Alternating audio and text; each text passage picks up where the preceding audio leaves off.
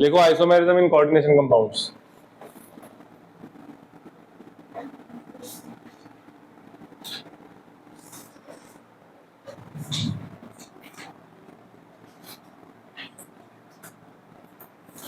कल ना ये सबके पेपर हो गए, कल ये होमवर्क करके आना, नहीं तो बाहर निकाल दूंगा, ठीक है?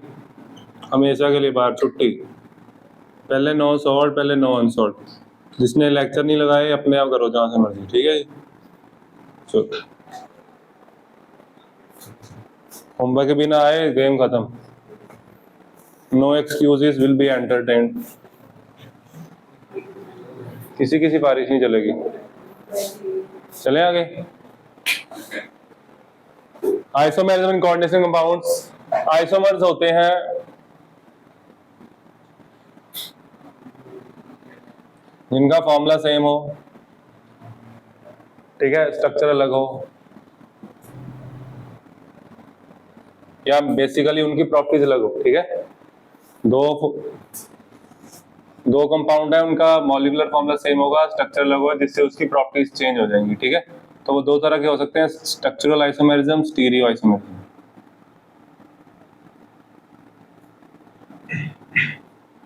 स्ट्रक्चरल में आएगा आयनाइजेशन, हाइड्रेट, हाइड्रेट को सॉल्वेट भी बोलते हैं, और आएगा इसमें कोऑर्डिनेशन,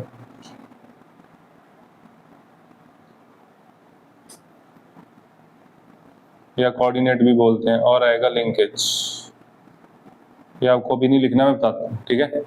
फिर आता है स्टीरियो में। स्टीरियो में होते हैं दो तरह के, उसमें आता है ज्योमेट्रिकल और ऑप्टिकल, ठीक है? नेमिंग खत्म, एक पार्ट खत्म, ये सेकंड पार्ट है इस चैप्टर का, इंपॉर्टेंट है, 3 दिन का टॉपिक है, करें? चलो लिखो पहले डेफिनेशन। लिखो द टू और मोर compounds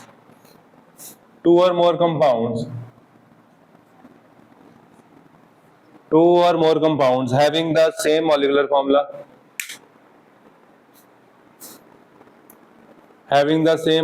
formula,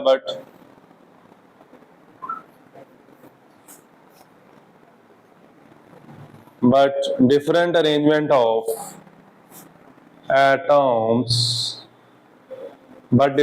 of atoms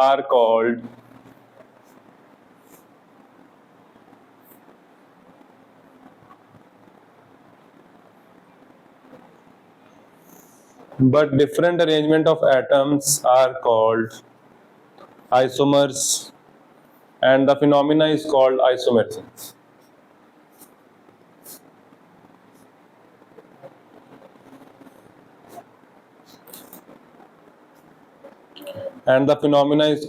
isomerism. ठीक है, आ गया समझ?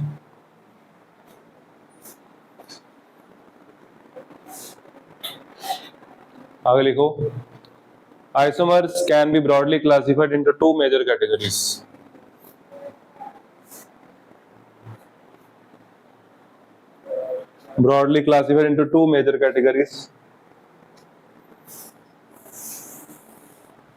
ये लिखो types: structural isomers, stereo isomers, या आइसोमेरिज्म।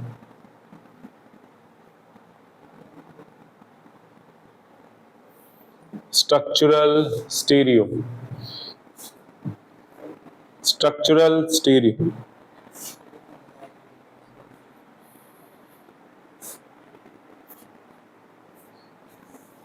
आगे लिखो दे आर फर्दर सबडिवाइडेड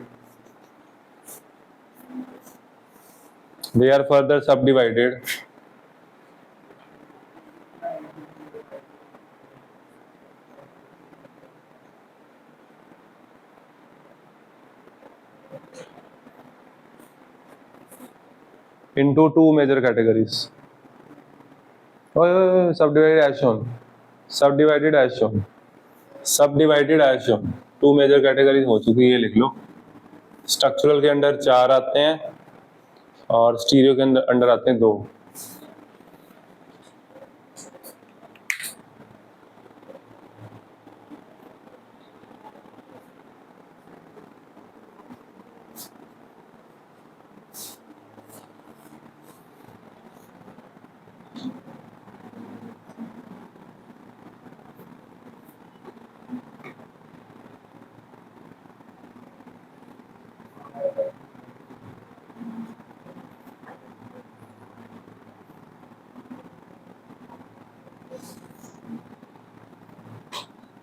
चले आगे।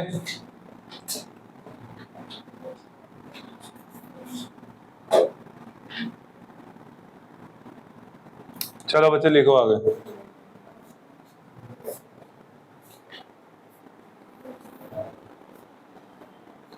आगे लिखो स्ट्रक्चरल आइसोमेरिज्म। स्ट्रक्चरल की पहले डेफिनेशन लिखेंगे, फिर समझते हैं।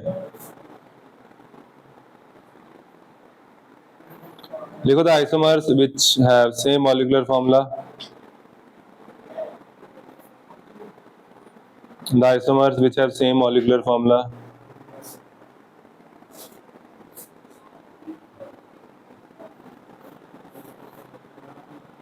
but different structural arrangement of atoms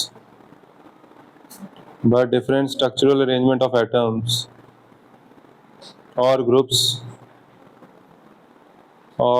of atoms around the central metal ion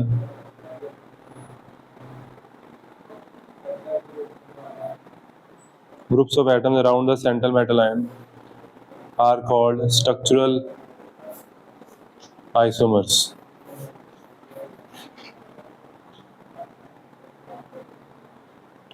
अब पहले समझते हैं फिर लिखेंगे, ठीक है।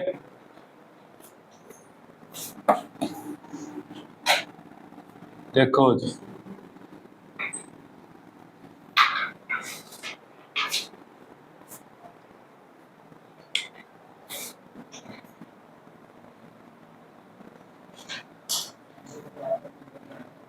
देखो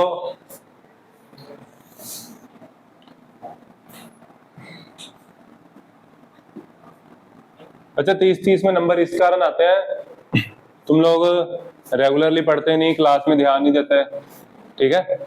क्लास के लेक्चर के बाद 2 मिनट जाके बाहर जाके जो मर्जी करो, क्लास के अंदर पूरी टेंशन होनी चाहिए, नहीं तो तुम लोग क्लास में बैठ के टाइम खराब कर रहे हो। 30 नंबर आ रहे हैं तुम्हें, इतने आसान सा पेपर होता है तुम्हारा, क्या आता है उसमें से मेरे को बताओ, कौन सी चीज नहीं की ना। 65 मार्क्स का पेपर तो क्लास में हुआ होगा, 65 का छोड़ो 60 का तो हुआ ही होगा, तो तुम्हारे नंबर आने चाहिए। 50 नंबर तो बच्चे के आए कम से कम, हमारे आते ही नहीं, तुम लोग उसी में खुश रहते हैं, बहुत बुरा हाल है।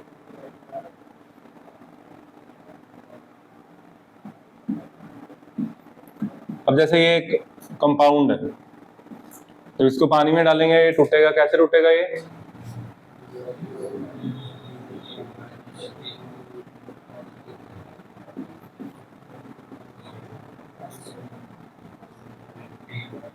ऐसे।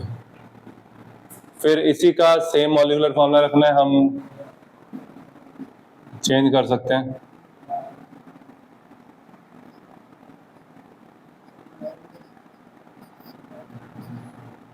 SO4 बाहर आ, ये वाले कॉम्प्लेक्स की ना, मतलब कि आइसोमर की एक कंडीशन होती है, वो कंडीशन आप लोगों ने ढूंढनी, ठीक है। ढूंढो क्या है, ये क्या बन गया, इधर क्या आएगा, ओए किधर देख यार, इधर देख,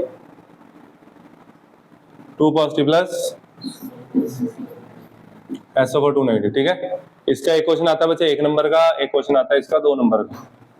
अगर 1 नंबर में आया आपसे पूछा जाएगा आयनाइजेशन आइसोमर्स क्या होता है, जैसे MCQ में आ गया, ठीक है। एग्जांपल पूछ सकता है कि कौन सी एग्जांपल, ये एग्जांपल हो सकती है, नहीं 1 नंबर में आ गया समझ, ठीक है। फिर आप इसको तोड़ के दिखा दोगे डेफिनेशन के साथ 1 नंबर का। फिर असर्शन रीजन में भी आ सकता है, वो पूछ सकता है कि आयनाइजेशन आइसोमर्स में क्या होता है, डिफरेंट आयंस मिलते हैं सोल्यूशन में क्या होता है, डिफरेंट आयंस प्रेजेंट है ना, और इसके कलर भी अलग होते हैं। इन दोनों कॉम्प्लेक्स का कलर क्या है, अलग, सेम नहीं है। वो आपको कैसे पता लगेगा पेपर में? इस चैप्टर में लास्ट में जाके टॉपिक आएगा कि अगर लिगेंड अंदर चेंज हो, अगर लिगेंड चेंज होगा तो कलर चेंज होगा, क्लियर। आपको कलर याद नहीं रखना, कलर इसका अलग अलग है, क्लियर, बस इतना ही पता होना चाहिए, क्लियर। उसका रीजन क्या है, लिगेंड अंदर अलग अलग, क्लियर, बस। फिर एक जो 2 नंबर का क्वेश्चन आता है वो सुनो क्या है। उसमें आपको बोला जाएगा कि एक ए कंपाउंड है, एक बी है, आपको नहीं बताया उसने कौन सा ए कौन सा बी, है ना।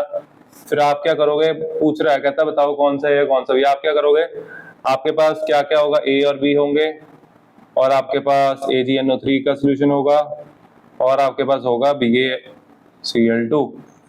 ठीक है, इन तीन चीजों को यूज करके, इन दो चीजों को यूज करके आपको ए और बी बताना है। कैसे बताओगे?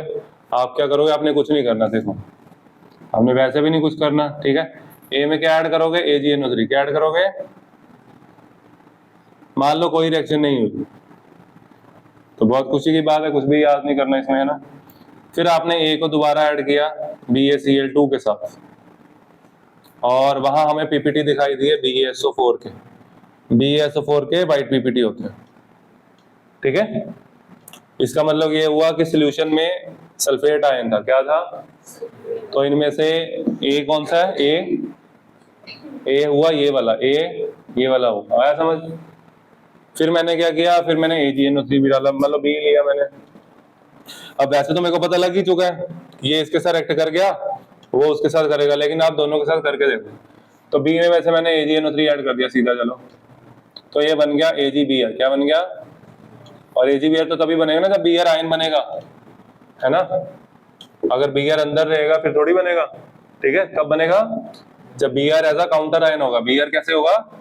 तो आपको यहां से पता लगेगा कि ये B है और ये A है। ये 2 नंबर का क्वेश्चन आता है। ठीक है, ये छोटे से टॉपिक में से ये क्वेश्चन बनते हैं। क्लियर? चले आगे, चलो लिखो आयनाइजेशन आइसोमेरिज्म की डेफिनेशन लिखो। लिखो the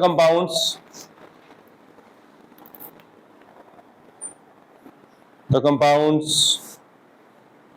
which have same molecular formula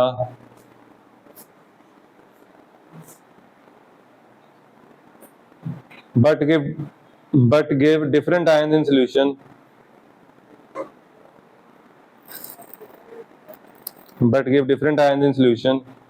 are called ionization isomers.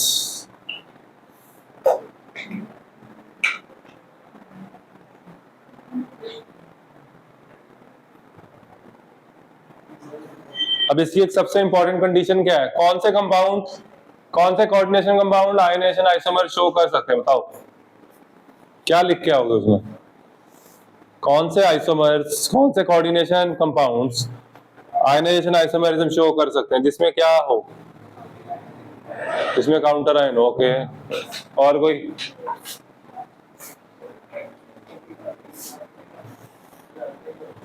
और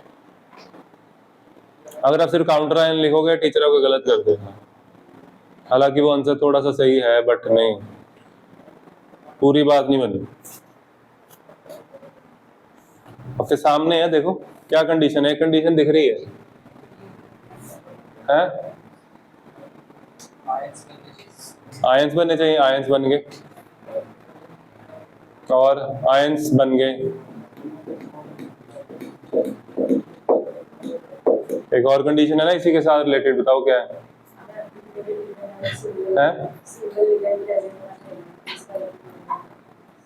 सिंगल लिगेंड प्रेजेंट होना चाहिए। NH3 5 है, SO4 का क्या?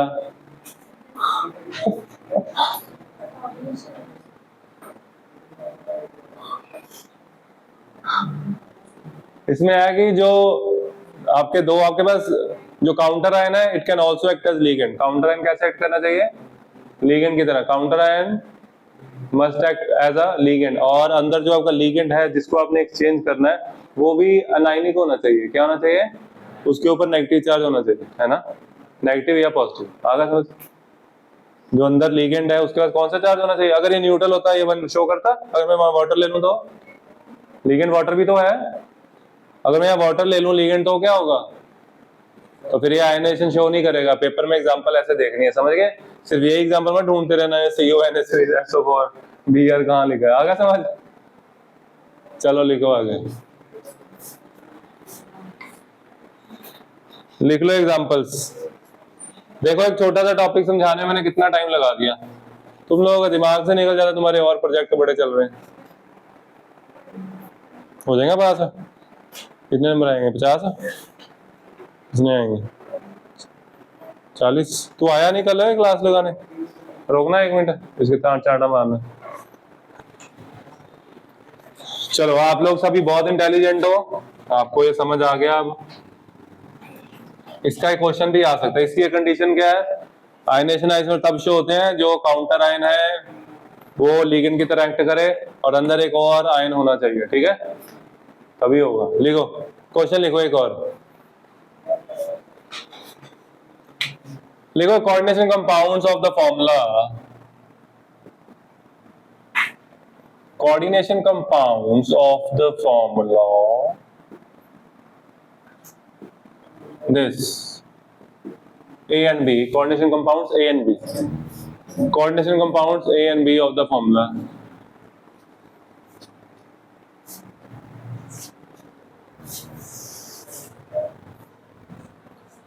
reacts with या are treated with AgNO3 and BaCl2 solution, are treated with AgNO3 and BaCl2 solution.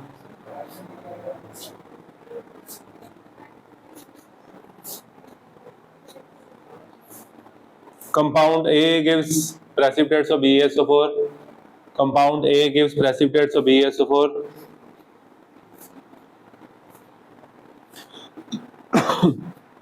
While compound B gives precipitates of AgBr, yellow precipitates, pale yellow precipitates of AgBr. Identify A and B. Identify A and B.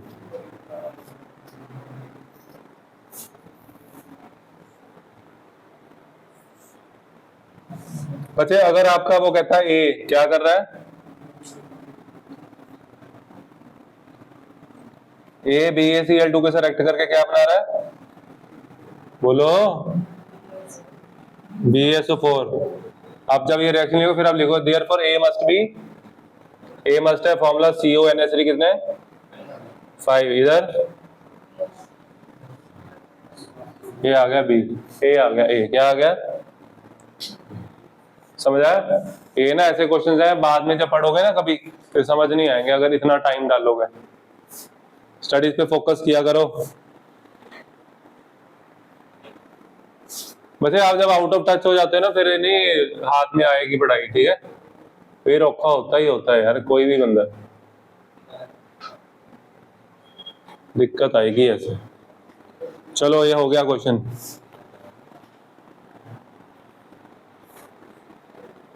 आगे लिखिए solvate और hydrate isomerism. Solvate और hydrate isomerism.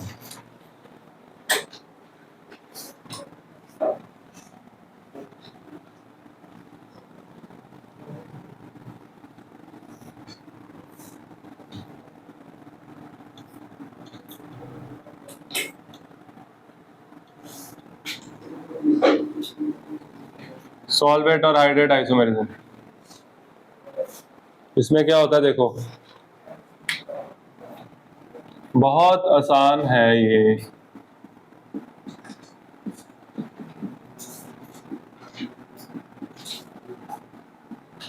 सुनो, इसको जब आप treat करोगे AgNO3 के साथ तो कितने पीपीटी बनेंगे AgCl के? AgCl के कितने मोल बनेंगे? 3 मोल। 3 मोल बनेंगे। कितने मोल बनेंगे लिखना नहीं है, 3 मोल से AgCl। और वाटर के कितने मोल बाहर निकलेंगे? कोई भी नहीं निकलेगा। निकलेगा? नहीं निकलेगा। फिर देखो हमने क्या किया, एक वाटर गया, एक Cl अंदर आ जाएगा। अंदर कोऑर्डिनेट नंबर 6 रखना है, 5 + 1 6। बाहर क्या बचा बताओ? Cl2। और बच्चे ये वाटर ऑफ क्रिस्टलाइजेशन ऐसे साथ में लिखना होता है, ठीक है, यही तो आइसोमर्स है, ठीक है, तो यहाँ पे ये लिखना। अब मेरी बात सुनो, इसको जब आप AgNO3 के साथ रिएक्ट करोगे कितने मोल बनेंगे? 2 मोल किसके? And 1 mole of H2O will get dehydrated upon treatment with H2SO4, ठीक है, समझ आया?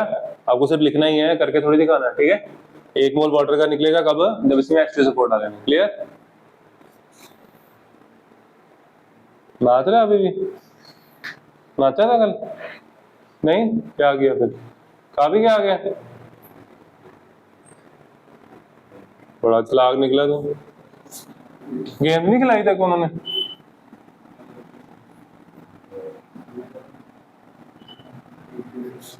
चार और दो बता कितने होते हैं? ओए इधर देख के बोल। ये क्या करेगा? AgCl के कितने मोल देगा? 1 मोल बनाएगा AgCl का, और 2 मोल लिख लेंगे वाटर क्रिस्टलाइजेशन के अपॉन ट्रीटमेंट विद H2SO4। आगे समझ? बस ये है, जिसमें नंबर ऑफ वाटर मॉलिक्यूल्स अलग अलग हो उनको बोलते हैं सॉल्वेट आइसोमर्स। ठीक है, खत्म। लिखे? चलो लिखो। लिखो द कंपाउंड्स। आगे समझ? सारी क्लास लगाएगा। ठीक है, लिखो the compounds which have the same molecular formula, but differ in the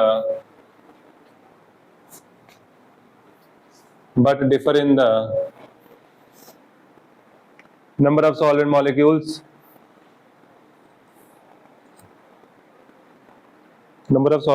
present as ligands,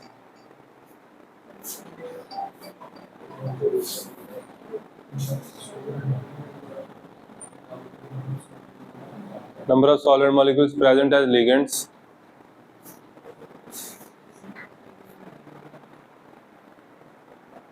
and as free solvent molecules, bracket में लिखो, and as free solvent molecules, bracket में लिखो, that is present outside the coordination sphere,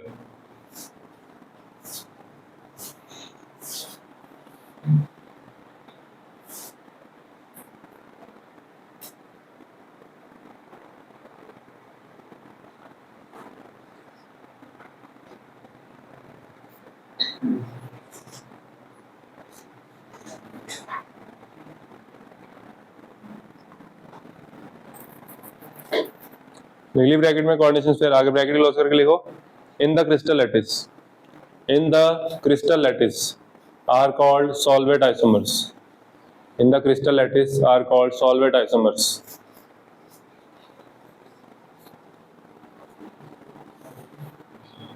lattice ये लग गया, lattice लाते लिख के बैठ गया। ऐसे लिखना है लैटिस, ऐसे लिख रहा है लैटिस, कहता चलने दो बेटा, इज्जत दो थोड़ी केमिस्ट्री को, थोड़ी सी। ऐसे लिख के लैटिस। आगे लिखो, आगे बोलने लगा मैं, दोबारा टाइम नहीं मिलेगा लिखने। आगे नेक्स्ट टाइम लिखो, अगर सॉल्वेंट वाटर हो तो इनको बोलते हैं सॉल्वेट आइसोमर, हाइड्रेट आइसोमर्स है ना। लिखो नेक्स्ट लाइन में लिखो, it is also known as, देखो it is also known as hydrate isomers, it is also known as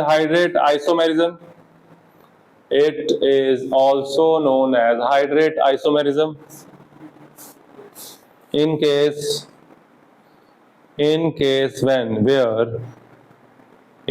where water is involved as a solvent.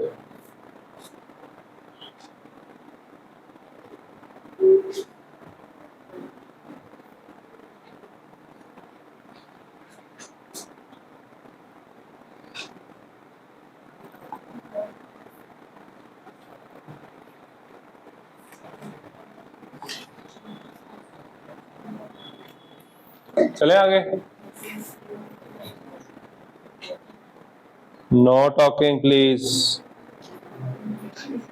Hello, लिखो examples. Examples ने ऐसे लिखनी है, देखो 1 कॉमा डाल के 2 कॉमा डाल के 3, ऐसे ये नहीं करना। ठीक है, आप मान के चलो ये है ही नहीं यहाँ पे, ऐसे।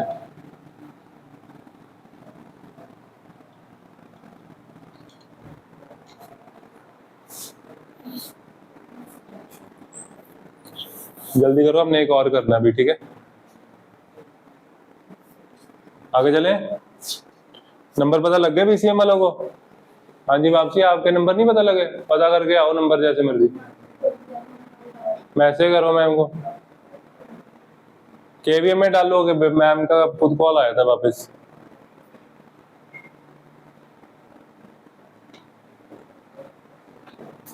छोटे बच्चों को एलकेजी के देखो कैसे टीचर है, फोन ही नहीं उठाते, बिजी बिजी। यहाँ पे ना हम थ्योरी लिखेंगे, क्या लिखेंगे, इसको एजी, इसको अब दोबारा लिखोगे अब, ठीक है, 1 2 3 करके। इसको जब एजीसीएल के AgNO3 के साथ रिएक्ट कराए 3 मोल बने उसके, और वाटर ऑक्सीडेशन नहीं बनेगा, और इसमें 1 मोल बनेगा, इसमें 2 मोल बनेगा, ठीक है, आगे समझ। आप लोग ना एक काम करो, इसके लिए सामने ना इसके 3 लाइनें छोड़ देना, मतलब 3 लाइनें छोड़ के लिखना है, ठीक है। इसके लिए लिखवाता हूँ, सेकंड वाले के लिए लिखो, इट लूजेस 1 वाटर मॉलिक्यूल, इसके लिए लिखवा रहा हूँ, इसके लिए it loses 1 molecule of water, it loses 1 water molecule when treated with, it loses 1 water molecule when treated with concentrated H2SO4, when treated with concentrated H2SO4,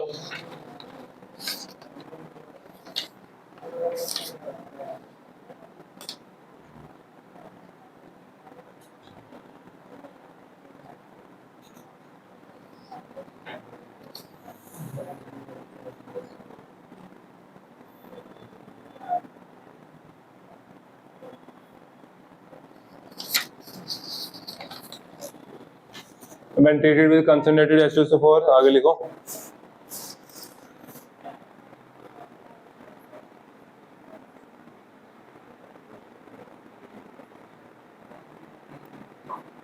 and 2 CN negative ions are precipitated, and 2 CN negative ions are precipitated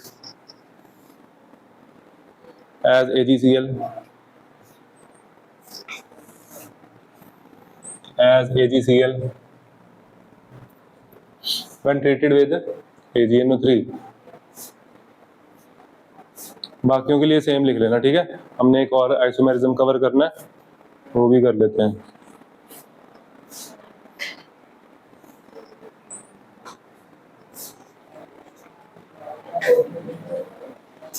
चलो चले, और फिर ठीक है।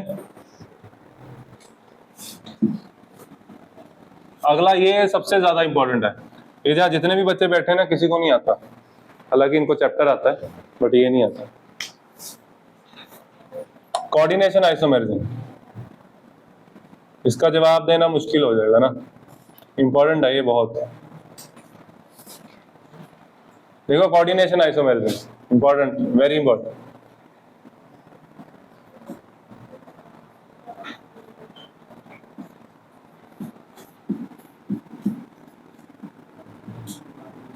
चलो मैं इसकी questioning करूंगा बाद में, पहले समझाते हैं।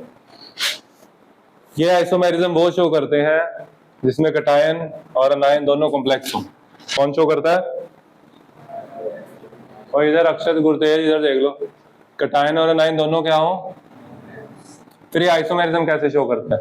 ये आइसोमेरिज्म शो करता है ऐसे, यहाँ पे, यहाँ अंदर को, यहाँ कोबाल्टी रखेंगे, नहीं नहीं नहीं, नो नो नो, क्रोमियम आ गया इधर, इधर क्या आ गया बोलो, यहाँ आ गया CN, यहाँ क्या आ गया, no no no no, NH3, यहाँ क्या है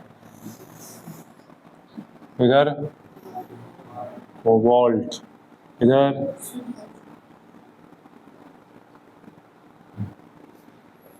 इसमें कोबाल्ट के साथ अमोनिया है, इसमें कोबाल्ट इधर आ गया, कोबाल्ट के साथ cyanide, these two are isomers, है ना। इसमें कैटायन था कोबाल्ट, इसमें कोबाल्ट, अनायन वाला चल जाएगा। इसकी नेमिंग में भी फर्क पड़ेगा, ठीक है। इनका हम नाम भी तो लिख सकते हैं, लिखें बाद में लिखते हैं, ठीक है।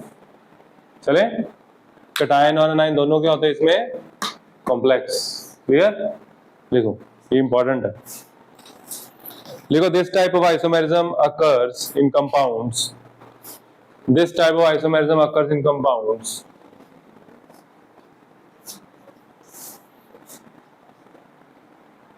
this type of isomerism occurs in compounds containing both cationic and anionic entities, containing both cationic and anionic entities, and the isomers differ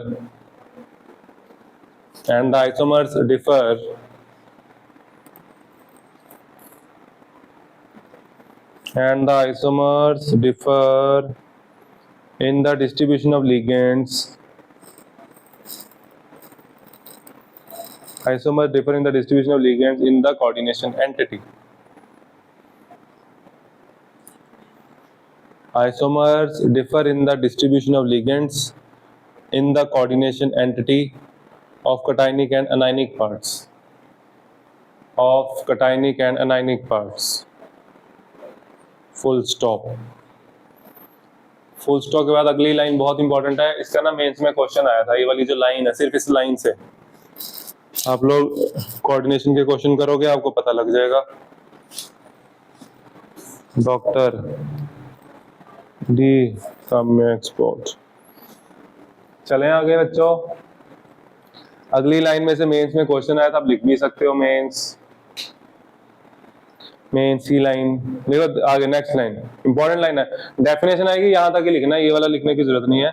आगे लिखो, this type of isomerism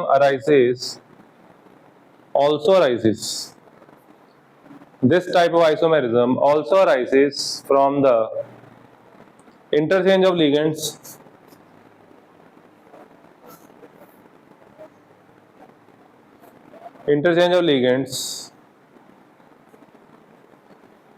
between cationic and anionic entities,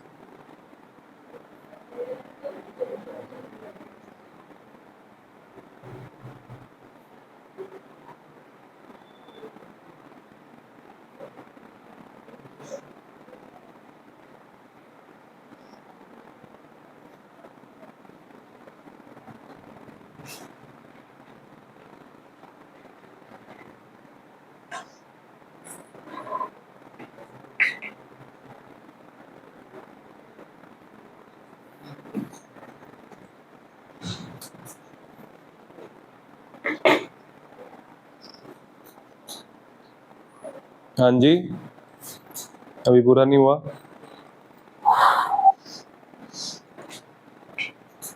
This type of isomerism arises from the interchange of ligands between cationic and anionic entities of different metal ions लिख ले, of different metal ions present in the complex। बिल्कुल नहीं लिखा। This type of isomerism arises, ये तो लिखा हुआ ना तूने, सुन लेना कहाँ तक। This type of isomerism arises from the interchange of ligands between cationic and anionic entities of different metal ions present in the complex।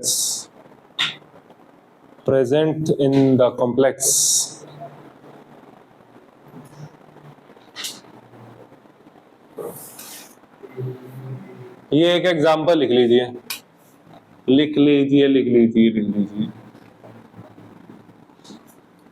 बच्चों ये इंपॉर्टेंट क्यों है पता है?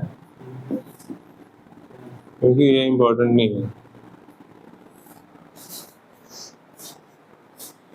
मनीष 41 मार्क्स हैं, तू तो कह रहा मैं 70 लेने हैं, कब लेने? ओए 70 नंबर लेने, बड़ा कर, ठीक है। देखो ये एग्जांपल लिख ली सबने, इसमें कैसे लिखूं एग्जांपल? क्या ये एग्जांपल हो सकती है कोऑर्डिनेशन आइसोमर्स की? यस और नो है? लिगेंड्स क्या करूं? प्लीज सजेस्ट समथिंग है, आपके कहने पे है ना। वो क्या?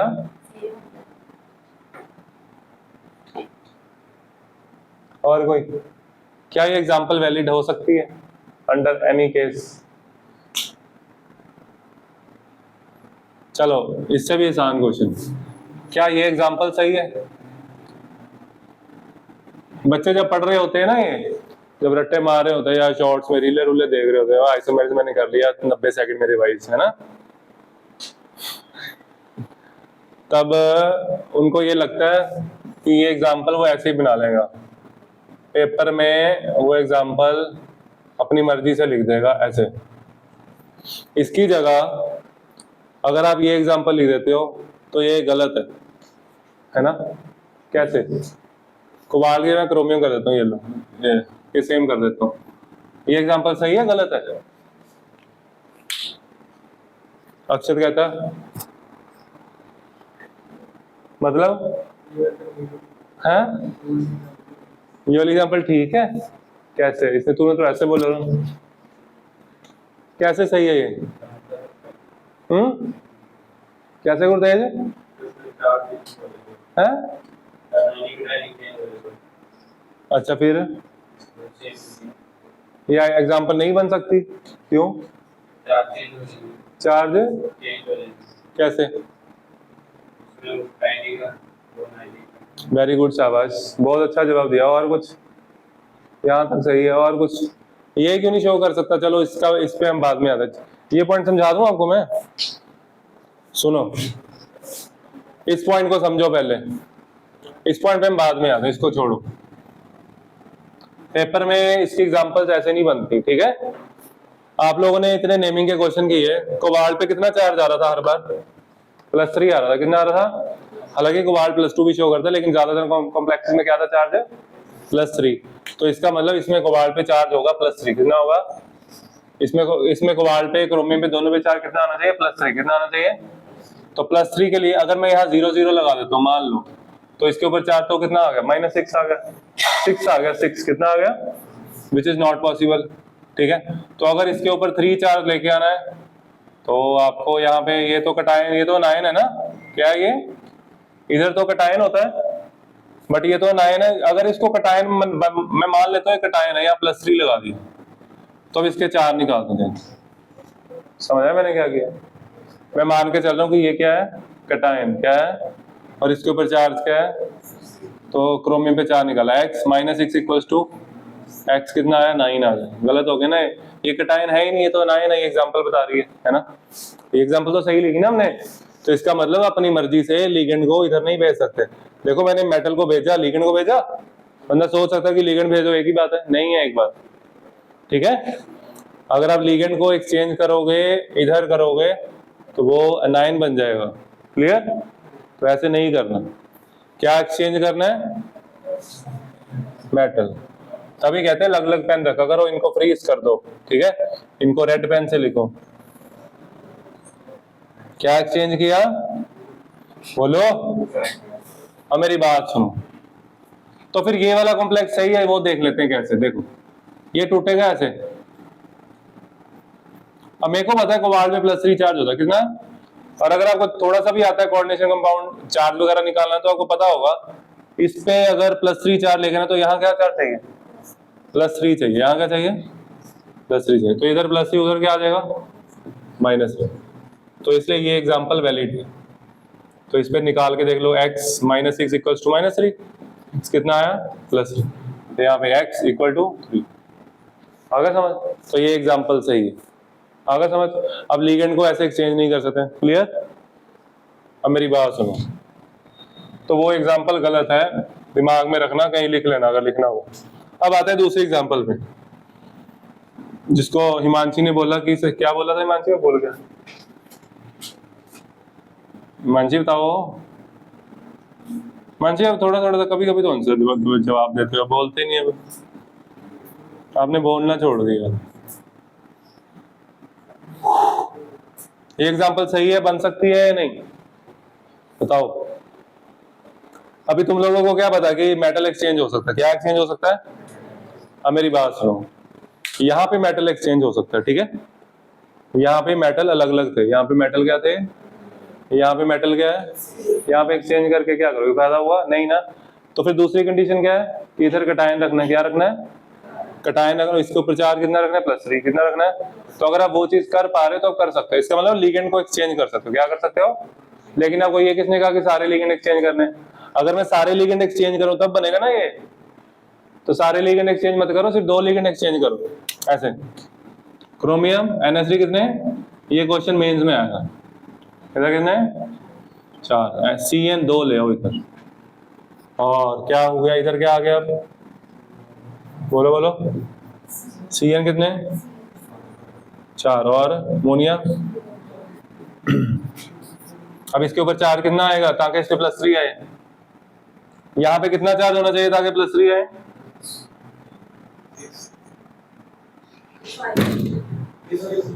1 आएगा, यहाँ कितना आएगा, इधर देखो x + 4 0, इधर 2 -1 = 1, x कितना आया 3, तो यहाँ -1 x। तुम्हारे दिमाग को जंग लगा हुआ सबके, ये एग्जांपल ऐसे आती है, समझ आया, कर लो नोट। तो ये एग्जांपल भी वैलिड है अगर सिर्फ लिगेंड एक्सचेंज करते हो, ये एग्जांपल आपको कोई नहीं बताएगा, ठीक है, कर लो ये जल्दी करो शाबाश। ये बच्चे रोक दो 1 मिनट।